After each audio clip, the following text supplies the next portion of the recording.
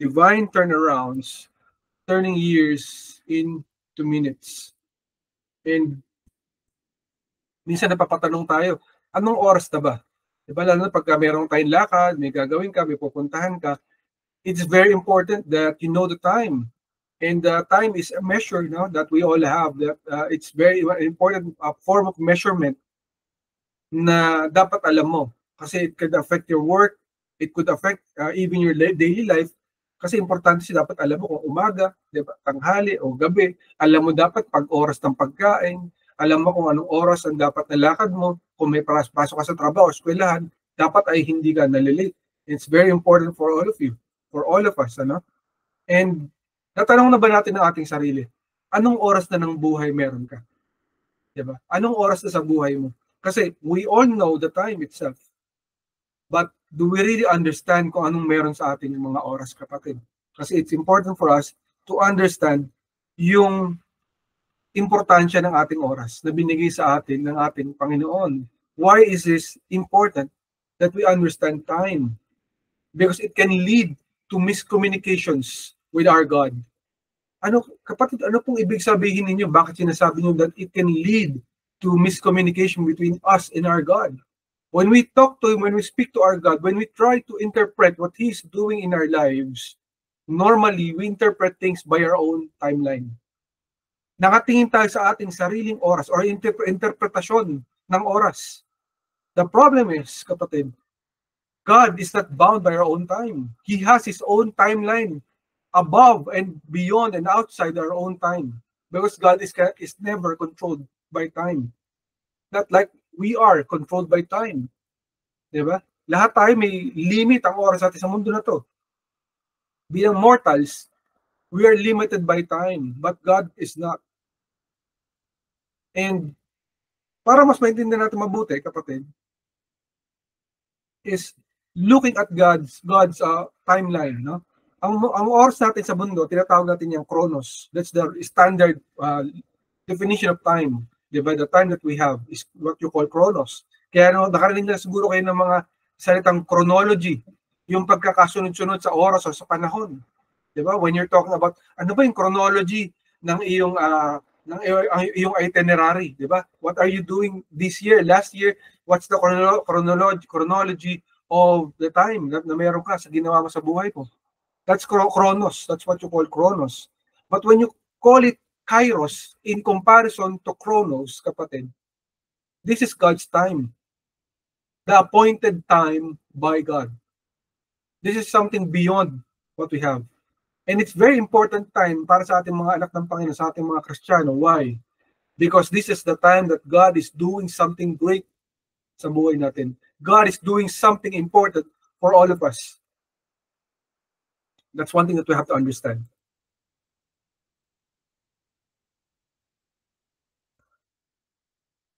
And napaka-importante nito sapagkat when God does something, it means kairos. Something that you will remember, a blessing that comes into your life, an answered prayer, a breakthrough. It means sa pag nangyari yung, kapatid, that's what you call kairos. That's the kairos moment. It's very important for you to understand that, kapatid. Because sometimes we go through time, through the chronos moment.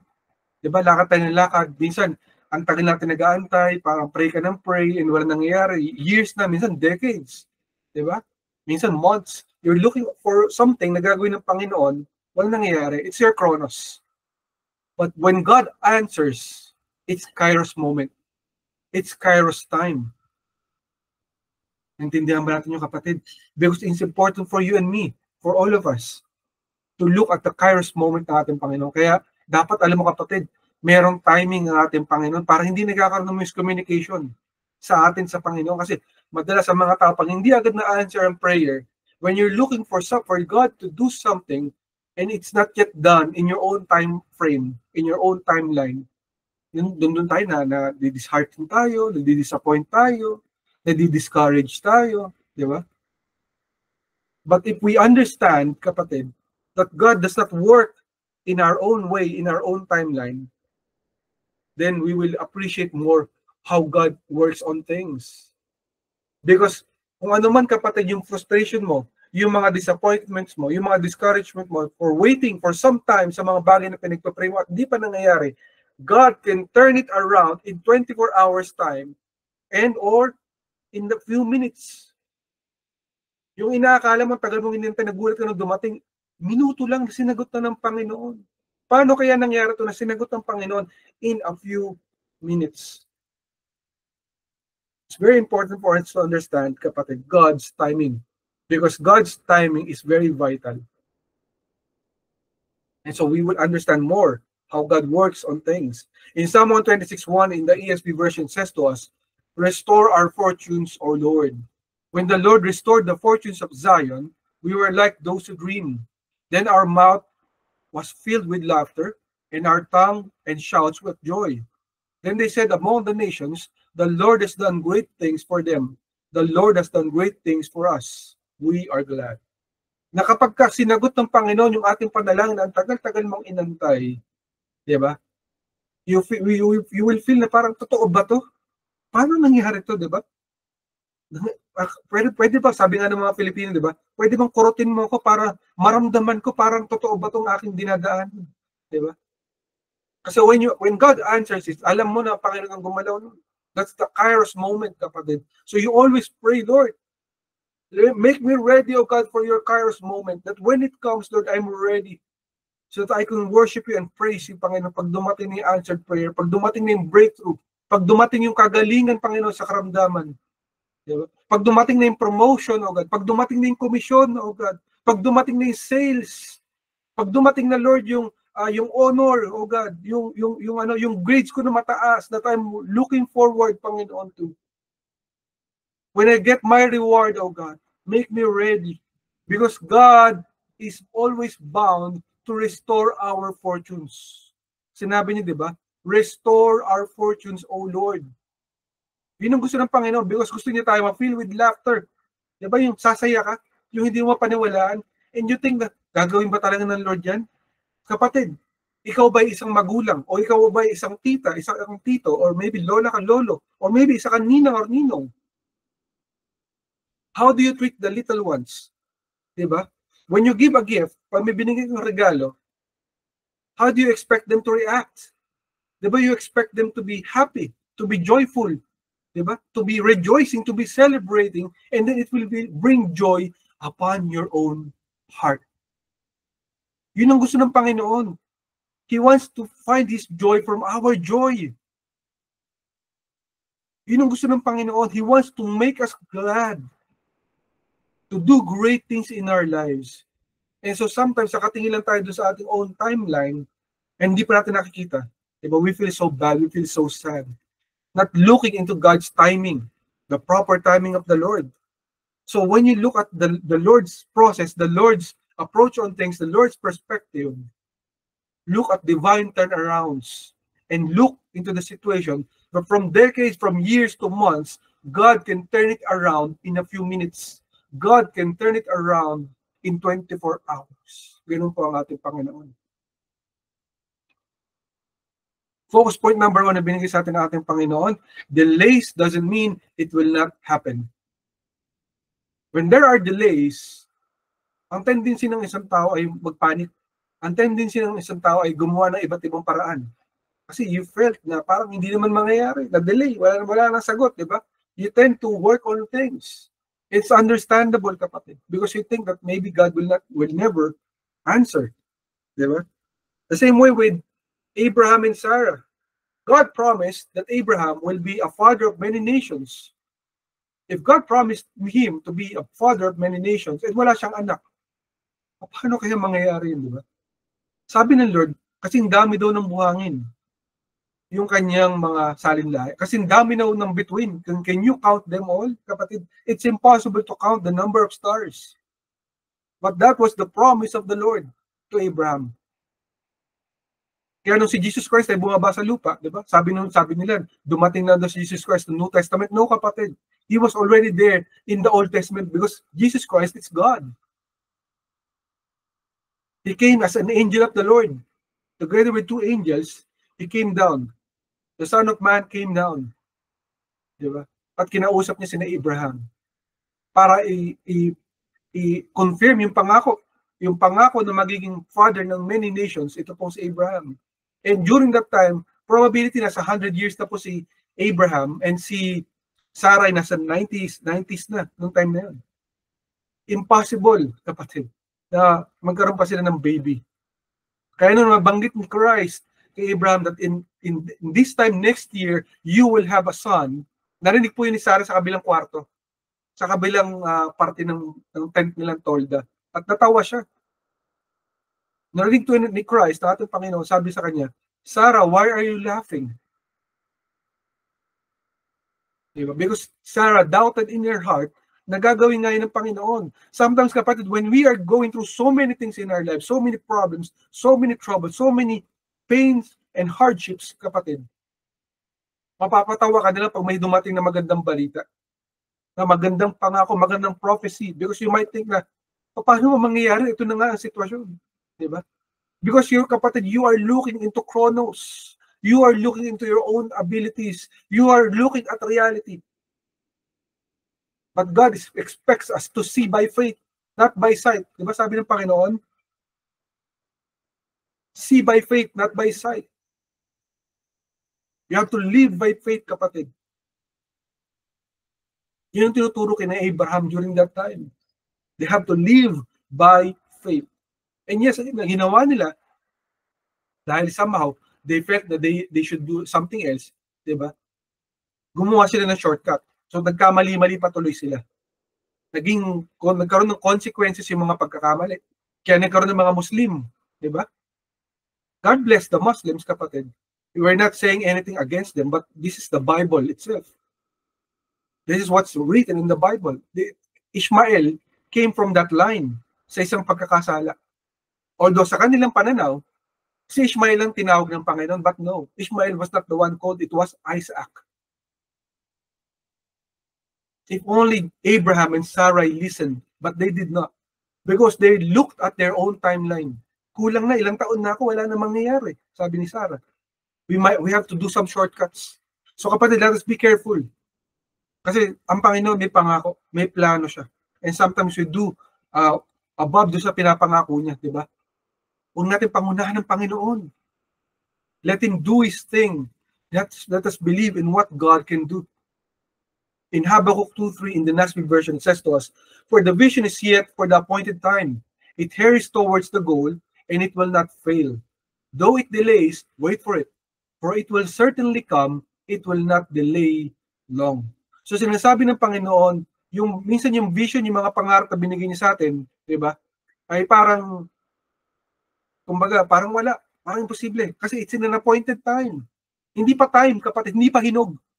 Diba? Hindi mo pwedeng pitasin ng mangga kung hilaw pa siya. Kaya nga sometimes diba, gumagamit pa sila nung parang liquid na para mamunga yung mangga. Diba? Para mas madali siyang maghinog. Pero sinasabi ng Panginoon, huwag mo muna pitasin kasi hindi pa ukol, hindi pa oras. But it will never fail. It will happen. Wait for it.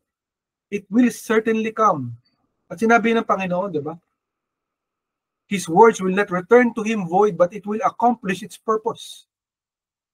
So pinangako ng Panginoon sa'yo, take it to your heart, kapatid. Itago mo. At one time, na dumating yung doubt, dumating yung time na parang hindi ako naniniwala. Then hugutin mo yung palabas. Lord, tatandaan ko yung pangako mo. Sinabi mo, gagawin mo to. That you will never leave me nor forsake me. That I'm supposed to be the head, not the tail, the lender, not the borrower of God. As you said, Lord, that you will never put me to shame. Then, Lord, I will take you to your promises and I will take it into my own heart, believing, oh God, that you will do it in your own time, in your own perfect time. Kaya kapatid, napaka-importante yung the Lord's Prayer, di ba? Your will be done on earth as it is in heaven, because it's already done, kapatid, in heaven. Hindi pa lang siya natatanggap sa mundo natin. Pinadala niya ng Panginoon, pinadala na. Hindi mo alam lahat ng gera sa likod ng kung ano nangyari. Bakit hindi pa nakarating yung prayer mo? Yung sagot nandiyan na pero hindi pa dumarating sa'yo. Maybe hindi ka ready. Diba? Maybe may nangyayaring gulo sa likod mo, hindi mo alam. Diba nag-aaway na yung heavenly forces, evil versus the angels, fighting over that. And that's true. We don't even know kung saan ka pinaprotektahan ng Panginoon. Napakaraming proteksyon na binibigay sa atin ng Panginoon. Araw-araw, segundo, minu-minuto. Pero you have to trust these promises. Kasi marami sa atin ganun. Tinatawaan natin yung mga pangako ng Panginoon tulad ni Sarah dahil sa hardships, dahil sa sakit na dinanas sa ating buhay. Sinabi ng Panginoon, darating yan. Magtiwala ka. What's a few months for me? I'm not bound by time, kapatid. Diba? God is not bound by time. We are, but God is not. You have to trust Him. Kung pinag-pray mo na, take it, believe it in your heart that God has already done it. Na ginawa niya na. He has already answered. In Psalm 37:10-11 in the BSB version, yet a little while, and the wicked will be no more. Though you look for them, they will not be found. But the meek will inherit the land and delight in abundant prosperity. Question, kapatid. When you look at this verse, Psalm 37:10-11, has this already happened? Sabi ng Panginoon sa pangako niya rito, the meek, ang mga righteous people niya, will inherit the land and delight in abundant prosperity. Kasaganaan, prosperity sa buong mga anak ng Panginoon. And pag sabi niya rito, the wicked will be no more. Wala na ang masasama. You will look for them, but they will never be found. Hindi mo sila makikita kahit anong gawin mo. Nangyari na ba ito, kapatid? Marami pa rin masasama, di ba? Pero pangako ng Panginoon yan. And in its own perfect time, it will happen. It's yet one of the promises ng Panginoon na hindi pa fulfilled. So kapatid, sa mundo nito maraming pang sorpresa. Meaning, sa'yo, sa akin, sa ating lahat, marami pang sorpresa ang Panginoon, marami pang rewards na hindi pa natin natatanggap. Binigay na ng Panginoon, pinangako niya yan, hindi pa natin nare-receive. So take it to your heart, kapatid, that even if may mga delay, it doesn't mean that it will not happen. It will happen in God's perfect timing. So pag may masasamang tao sa mundo na to, di ba, na gumagawa ng lahat ng uri ng kalokohan para ipalaganap yung kanilang mga maling filosofiya, magtiwala ka sa Panginoon, one day hindi mo na sila makikita. Not because you don't want to see them, but God promised na yung mga taong masasama tulad nila ay mawawala at maghahari ang mga anak ng Diyos sa mundo na to. God did not make us poor, kapatid. It's not the design of the Lord. Yes, we will go through life, a lot of hardships, a lot of troubles. Sabi ng Panginoon, di ba? A righteous man may have so many troubles, but God delivers him from them all. Hindi sinabi ng Lord walang trouble. We will go through troubles in life. Part yan, kapatid, ng pagiging anak ng Diyos. Katulad ni Kristo, ang dami niyang dinaan ng trouble. But He was delivered from all those troubles. Katulad din po natin, we will be delivered from all those troubles, kapatid. At hindi lamang po rin sabi ng Panginoon, that you will inherit the land, pangako mo rin ito sa iyo, kapatid, sa sarili mo. Sabi ito ng Panginoon, the meek will inherit the land and delight in abundant prosperity. Abundance, kapatid. That's the promise of God, kapatid. Second point na binigay ng Panginoon, God desires to restore and heal you. God wants us to be healed and to be restored. Ano man yung mga pagkakabagsak natin, mga failure, mga disappointments, di ba? God wants to look down on us every time. Yun ang gusto ng mundo eh. This world that we have, they glorify, kapatid, yung tagumpay. You don't see anyone liking yung mga natalo. Sa Facebook, makakakita ka ba nun? Sa social media? When someone loses, do you see any likes? No. Paborito yun ng mga Filipino, di ba? Yung mga Filipino, ang hilig kumuha ng credit kapag may kapwa Filipino na nagtatagumpay sa mundo. And then they would post it in Facebook to get some glory for themselves. Pero pag natalo yun, wala kang makita naglalike o nag-heart. Nakalimutan na nila agad. Mabilis ang memory ng mga Filipino makalimot kapag walang tagumpay. But God is not like this. God looks on people na hindi po nire-respeto ng mundo, di ba? Hindi binibigyan ng pagkakataon because He desires to restore and to heal. Yan po ang gawain ng Panginoon. He desires to restore and heal us, kapatid. In Jeremiah 30:17, in the BSB version says to us, but I will restore your health and heal your wounds. Sabi ng Panginoon sa ibang translation, heal all your wounds, declares the Lord, because they call you an outcast, Zion, for whom no one cares. So, alam ng Panginoon yan, kapag outcast tayo, pag pinagtutulungan tayo, pag ginagawan tayo ng kwento, pag nakatalikod tayo, pag inaapi tayo, nalalaman ng Panginoon yan, nakikita niya yan. So, dahil doon, sabi niya, I will restore you to health, and I will heal all your wounds. Kapatid, pag sinabing wounds are not always physical. Minsan mga wounds natin, yung mga sugat merong sugat sa pagkatao, yung nakaraan natin, di ba? Maaaring spiritual to, maaaring socially. You were bullied, baka binuli ka sa trabaho, maaaring binuli ka sa eskwela, binuli ka ng mga kaibigan mo, ng mga kamag-anak mo, pinagtulungan ka. Di ba? No one knows, but God sees our wounds. Nakikita ng Panginoon ang sugat mo. Alam ng Panginoon yun. So you have to trust Him because pangako niya yan. Hindi sinabi ng Lord na, maybe I will restore you to health, maybe I will heal your wounds. No.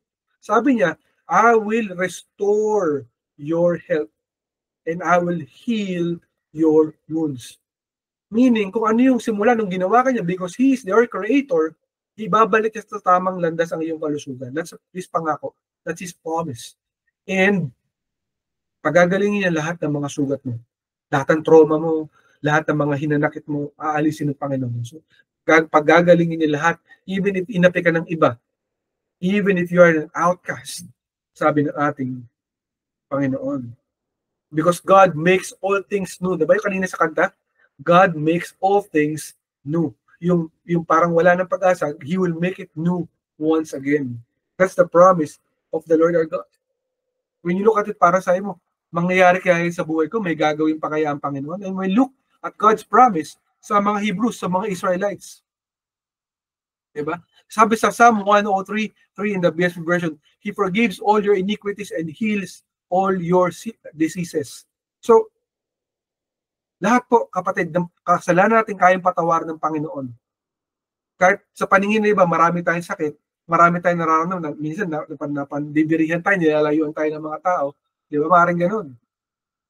Hindi po yung plano ng Panginoon. Gusto niya ilagay tayo sa tama at ilibigyan tayo ng magandang at maayos na buhay. Buhay kalusugan, buhay pinansyal, di ba? Buhay pamilya, yun ang gusto ng Panginoon. Even if people look down on you. Just like Israel. Noong unang panahon, akala ng iba wala na hindi na makakabalik ng Israel. People laughed at them. Tinawanan ng Israel ng buong mundo. Asa na ang Diyos nyo, di ba? You are the land of God, the nation of God. Where is your God now? Kasi noong unang panahon ng Roma, dahil sa unang-unang nagkasala rin ng Israel, tandaan natin, sa Panginoon. Nireject nila ang Panginoon Jesus. They're waiting for their Messiah for so many years. And they have these expectations. Just like people like us, we have our own expectations sa timeline ng Panginoon, di ba? Minsan, may in-expect sa Lord na, Lord, I'm expecting sa ganitong time, sa Tuesday, gusto ko nasagot na yung prayer ko. But God doesn't work that way. So, ganun din po mga Israelita. They were expecting a warrior, a strong warrior who can fight their enemies. But Jesus Christ came, hindi po as hari. Pagdating niya, sa sabsaban siya dumating. Diba? Sumakay siya sa isang bisero, hindi sa kabayo. Wala siyang dalang espada, kundi espada niya yung kanyang bibig. At isa po siyang karpintero. Anak ng karpintero at isang karpintero. They looked down on Him. How can you be the Messiah if you're like that? Diba? And so they have connived with the Pharisees and the Romans to kill ito pong si Jesus Christ. At dahil po doon, they have cursed their own selves. But that doesn't mean that God has forgotten about them. Kaya ito po maraming Kristiyano. They think na masama daw ang Israel. Kaya kinalimutan na, no, kapatid, God has not forgotten about them. Israel is the first love of God. And so kahit nang ganun po nangyari, na pinarusahan po ng Panginoon ng Israel na sila na curse sa kanilang kasalanan. Kasi nung nakapako si Jesus Christ sa cross, sabi nila, diba? Kung mamamatay siya, let that curse be upon all Israelites. All of us, sabi nila ng mga Hebrew during that time. So yung curse nila punta sa kanila because the death of Jesus Christ, the curse fell upon them. And so at one point, kapatid, namatay si Jesus Christ, diba? Nag-resurrect siya, lumakad na istorya, naghahari ang buong Roma sa buong Israel. At one point po, kapatid, ay Nagrebelde sila. The Kokbak Rebellion. They thought na yung kanilang mga kasama, yun ang Messiah. Nagkamali sila. Dahil puro dinurog po ang Israel. Dinurog po sila ng Roma, at dahil sa galit sa kanila, pinag-iwahiwalay sila. Lahat ng Israelita tinanggal sa Israel. Pinangalanan ang Israel bilang Capitolina, Palestina. Kaya doon po nanggaling yung Palestine. Di ba? May mga Palestinians ngayong panahon. Kasi nilagay nila yung mga Muslim, mga iba-ibang tao sa iba't ibang lugar, nilatag nila doon, pa isa-isa. Tinanggal nila yung mga Israelita. Pero hindi po rin doon nagtatapos ang story ng Panginoon. Pinangako ng Panginoon na makababalik sila sa kanilang lupain one day. So let us see the promise of the Lord. In Psalm 36:24, Ezekiel 36:24, for I will take you from among the nations, gather you out of all countries, and bring you into your own land. Pinababalik sila ng Panginoon sa kanilang sariling lupain. Kailan pinangako yung kapatid ng Panginoon? That was almost 1,800 years ago, or less than 2,000 years ago. Intindihan ba natin yung kapatid? Sa nga nakakita na bansa, na wala ng bansa, pinagkawatak-watak sila kung saan-saan, napagbalik nila, one nation pa rin sila. One language, one culture, one religion, one belief in God the Father. Di ba wala? Wala tayong makikita ng ganun. Pero ganun kabuti ang Panginoon na pagdating ng 1948, nagkaroon ng botohan para pabalikin ng Israel. Kaya ang Pilipinas pinagpala, alam mo ba yung kapatid? Because in 1948, isa po ang Pilipinas sa mga bumoto.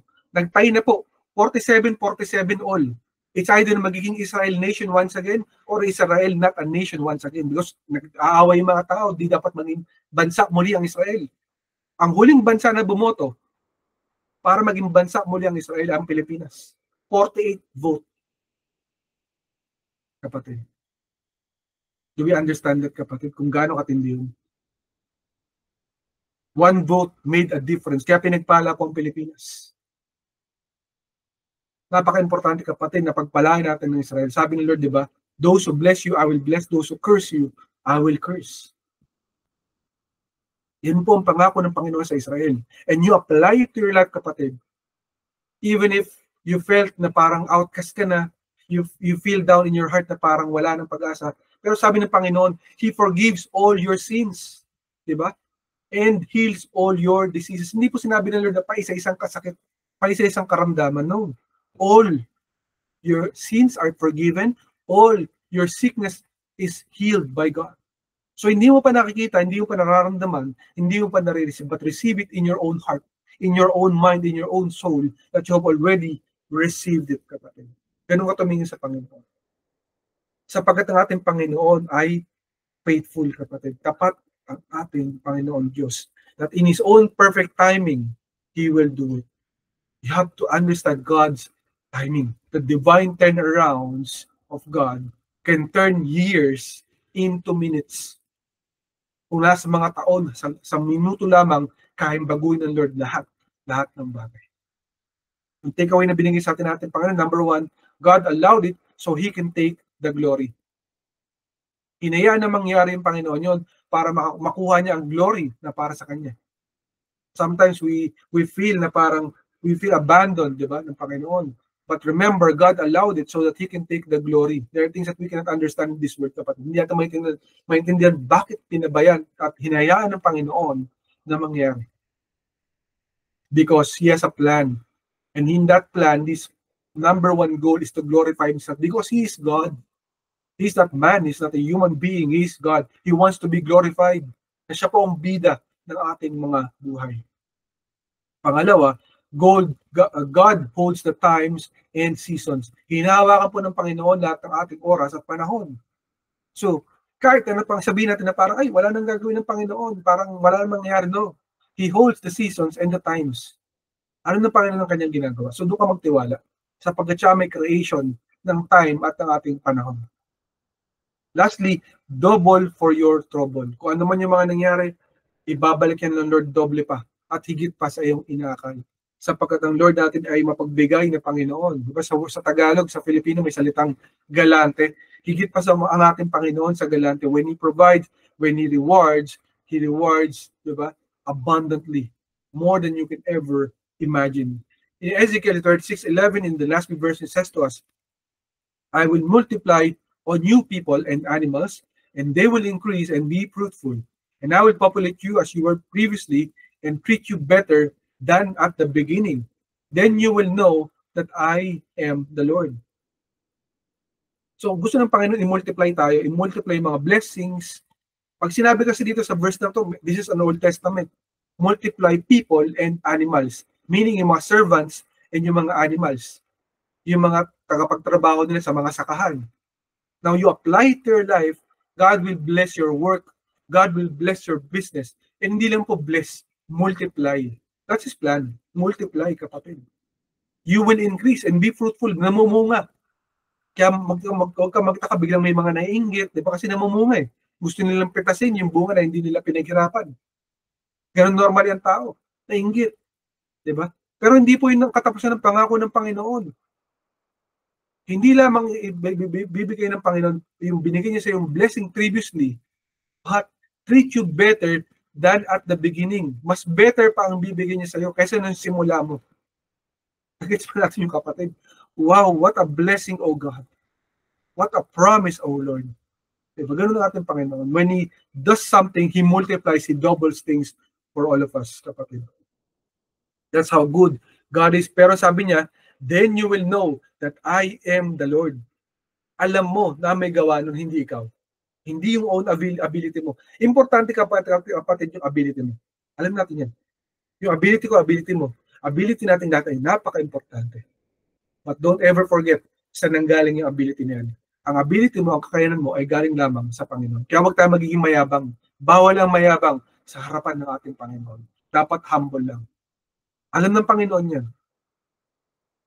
But He wants to take glory. Appreciate what God has given you. Be thankful sa lahat-lahat ng ginagawa ng Panginoon para sa buhay mo. In Daniel 2:21, in the ESV version, says to us, He changes times and seasons. He removes kings and sets up kings. He gives wisdom to the wise and knowledge to those who have understanding.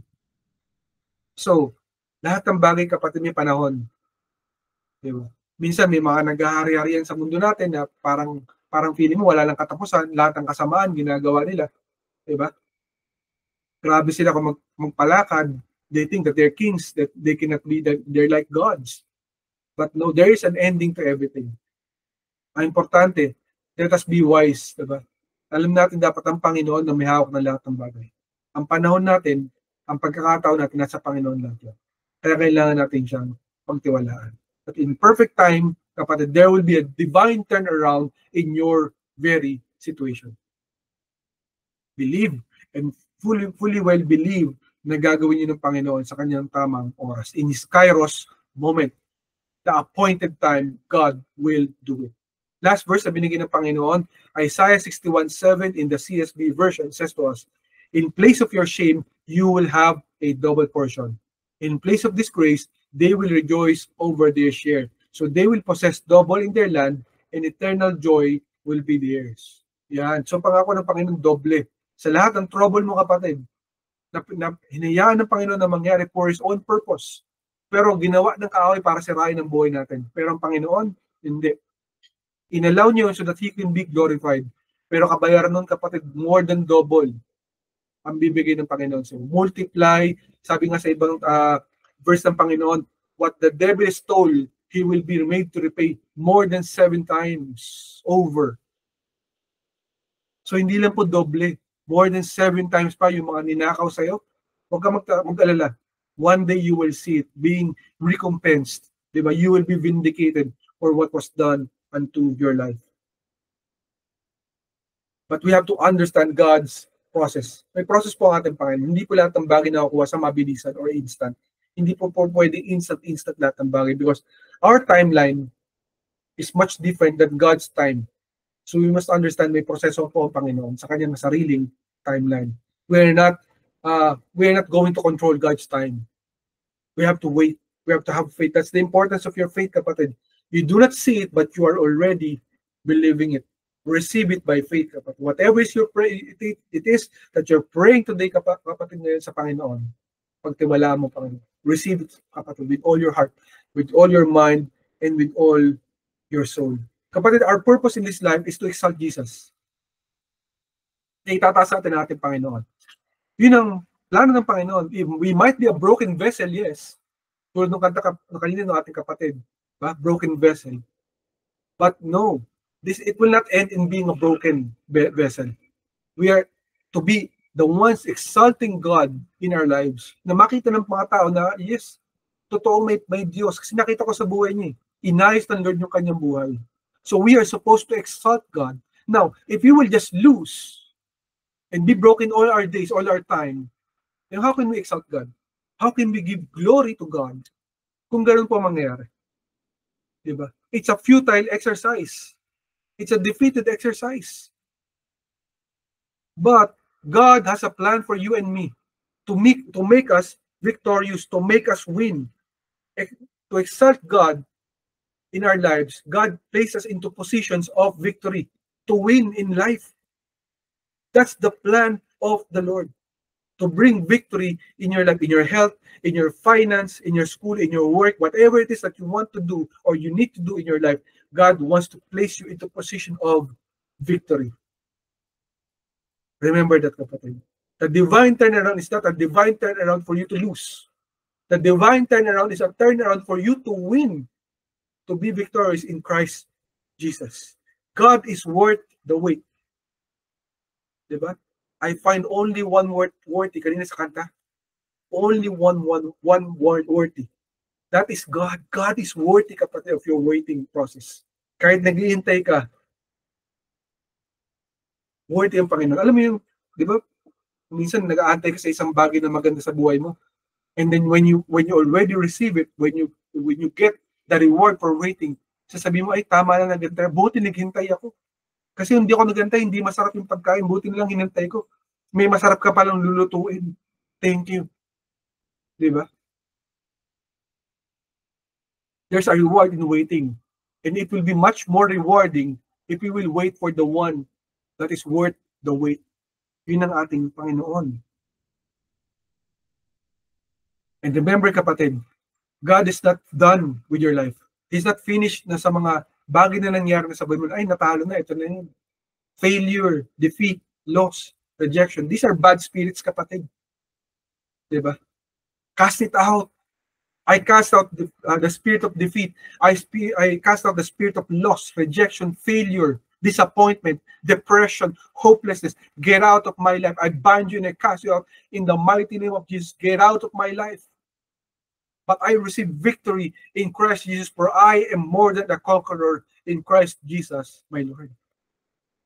I-receive mo, kapatid, ang victory mo sa Panginoon, because God is not done moving in your life. God is moving in every magnificent way in your life. And God is even moving today in your life. Hindi pa tapos ang Panginoon. He's just in the beginning process of painting your beautiful life, kapatid. Trust Him. Believe in Him. And receive whatever promise God has given you. And one day, kapatid, makikita mo, it was worth all the wait. And you will realize that that divine turnaround is already there with you, waiting for you to trust God. Magtiwala ka lamang sa Kanya. Mahal ka ng Panginoon at gagawin niya in His own perfect timing. Ang tanong, maghihintay ka ba para sa Kanya? Yun ang mensahe natin, Panginoon na buhay. Salamat sa Kanyang salita na binigay niya sa ating lahat. Pinupuri natin ang ating Diyos sa tagapagligtas. And kapatid, maybe this is the first time that you're listening to this broadcast. You might not know me. You might not know Ancient Doors Church. In a words, baka hindi mo pakilala ang ating Panginoong Jesucristo. Kapatid, in this world, we have a destination. May bagay na hindi tayo maiwasan at yun na yung kamatayan. Lahat tayo ay bound to die one day. Either 100 years from now or whatever year, we don't know. Only God knows. But the thing is, when we die in this world, we are either going to heaven or to hell. Langit or impyerno. The problem is, kapatid, if you sinned in this life, it is nakalagay sa Bible, kapatid, the wages of sin is death. And that death, kapatid, yung kamatayan na ibig sabihin nun, pupunta sa impyerno balang araw. Surely you would not want to go to hell one day, but you want to go to don't want to go to hell one day, but to heaven one day. If you want to receive, kapatid, yung buhay na walang hanggan na makarating sa langit balang araw, you have to do one thing. What is that? That is to receive Jesus Christ in your life as your Lord, God, and Savior. To believe that He died for you and me, for all of us, 2,000 years ago, to save us from all our sins.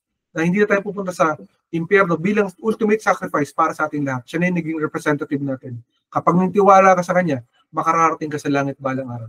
In that process, you have to ask for forgiveness sa lahat ng iyong mga kasalanan at pagtiwalaan mo siya ng buong puso, isip at ng iyong kaluluwa. If you will receive that, kapatid, in prayer today with all your heart, then you will receive the gift of salvation from Christ Jesus our Lord. I urge you, kapatid, samahan mo akong manalangin. Let us pray, kapatid. Panginoon, Jesus, Ikaw na ang aking Panginoon, Ikaw na ang aking Panginoon, Diyos at tagapagligtas Diyos at tagapagligtas ng aking buhay. na aking buhay. Humingi ako ng tawad Humihingi ako ng tawad sa lahat-lahat ng aking kasalanan. sa lahat-lahat ng aking mga kasalanan. Tinatanggap kita, Jesus, Tinatanggap kita, Jesus, ng buong puso, isip at kaluluwa. isip at kaluluwa. Panginoon, Panginoon, salamat, Panginoon, salamat po. makasama kita sa langit Makasama kita sa langit balang araw. balang araw. Habang nandito ako sa lupa, Habang nandito ako sa lupa, tulungan mo ako magbago tulungan mo akong magbago sa pamamagitan ng Espiritu Santo. sa pamamagitan ng Espiritu Santo.